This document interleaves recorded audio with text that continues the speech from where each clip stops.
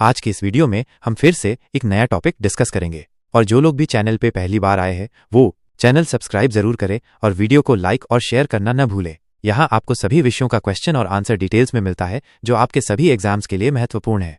तो चलिए सेशन शुरू कर रहे हैं और आज का टॉपिक है ऋग्वैदिक काल के लोगों का आर्थिक और धार्मिक जीवन। मतलब ऋग्वैदिक काल के लोग कैसे जीते थे और पूजा पाठ में क्या सब वो करते थे।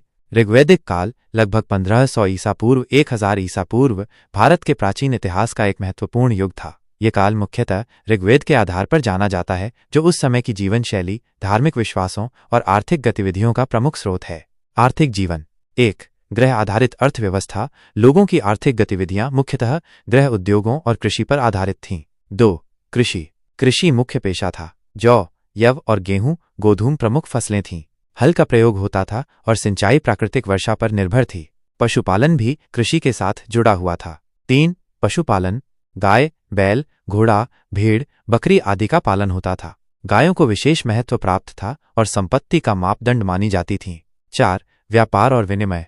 मुद्रा का प्रचलन नहीं था। वस्तु विनिमय प्रणाली, बार्टर सिस्टम प्रचलित थी। व्यापार सीमित था और स्थानीय स्तर पर होता था। 5. शिल्प एवं उद्योग। बुनाई, कुम्हारी, धातु कार्य, तांबा, सोना, कांसा जैसे शिल्पकला विकसित थीं। धार्मिक जीवन। 1. प्राकृतिक शक्तियों की पूजा। देवताओं को प्राकृतिक शक्तियों का रूप माना गया, जैसे इंद्र वर्षा और युद्ध के देवता, अग्नि अग्निदेव, वरुण ऋतुओं और नैतिकता के देवता, सूर्य, वायु आदि। 2. यज्ञ और हवन।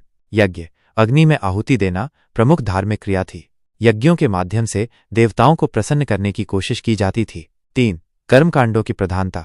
पूजा पाठ और यज्ञ कर्मकांड पुरोहितों, ऋषि मुनियों के नेतृत्व में होते थे।